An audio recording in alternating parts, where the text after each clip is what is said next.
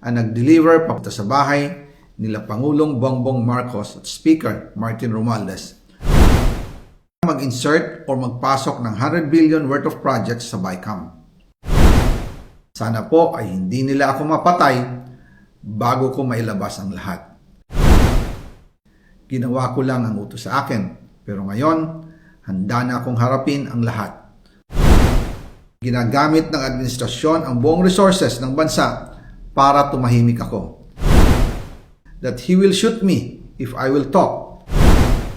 Gagamitin ako bilang panakipbutas sa kanilang kampanya laban sa korupsyon. Hindi na ako mananahimik, ilalabas ko ang lahat ng katotohanan. May resibo, may ebidensya, at may pangalan. Para sa bawat Pilipino, alam ko na buo ang galit ninyo sa akin ngayon.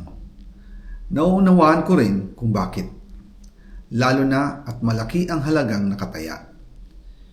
Pero bago kayo humusga, hayaan ninyong ipaliwanag ko ang buong katotohanan. Matagal akong hindi nagsalita dahil may direktang utos sa akin.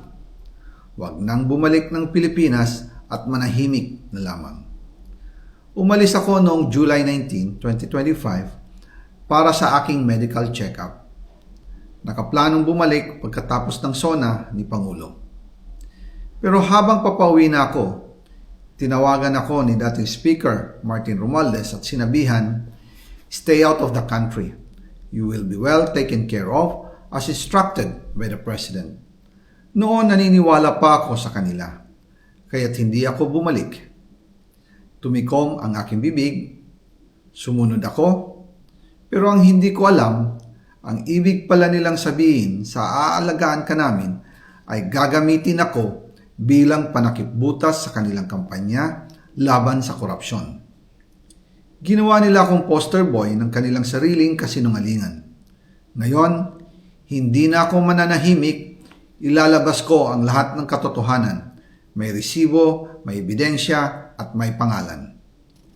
Nagsimula ito nung tumawag si Sekmina Pangandaman sa akin nung nag-umpisa ang BICAM process last year, 2024. Ang sabi niya, katatapos lang ng meeting nila ni Pangulo at may instructions na mag-insert o magpasok ng 100 billion worth of projects sa BICAM. At sinabi pa ni Sekmina, you can confirm with Yusek Adrian Bersamin dahil magkasama sila sa meeting ni Pangulong BBM noong araw na yon. Tinawagan ko po agad si Yusek Adrian Bersamin at tinanong ko kung may instruction nga ba ang Pangulo na magpasok ng 100 billion during their meeting. Ang sabi niya ay totoo nga po. Right after our conversation, tinawagan ko po si dating Speaker Martin Romualdez at nireport ko ang instructions ng Presidente to insert the 100 billion projects. At sinabi niya sa akin, what the President wants, he gets. After ng ilang araw, nag-set po ng meeting si Sekmina Pangandaman at Yusek Adrian Bersamin sa amin ni dating Speaker Martin Romualdez sa Aguado Building in front of Gate 4 ng Malacanang at nandun din po si Yusek Jojo Cadiz. During the meeting, binigay po ni Yusek Adrian Bersamin ang listahan na worth 100 billion. Tinanong ko po si Yusek Adrian kung saan galing ang listahan. Ang sagot niya, galing kay PBBM mismo at binigay niya ito mula sa brown leather bag.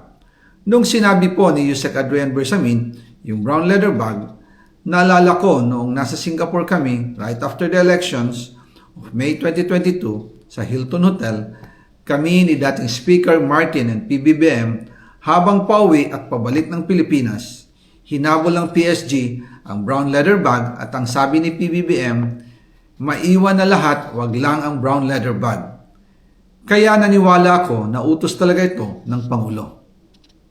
Pagkatapos ng ilang araw, I informed sina dating Speaker Martin Romualdez, Sekmina Pangandaman, Yusek Adrian Bersamin, and Yusek Jojo Cadiz na kung pwede 50 billion lang ang ipasok sa program funds dahil so sobra ang DPWH funds versus sa DepEd. In practice, hindi pwede na mas malaki ang budget ng DPWH kaysa edukasyon.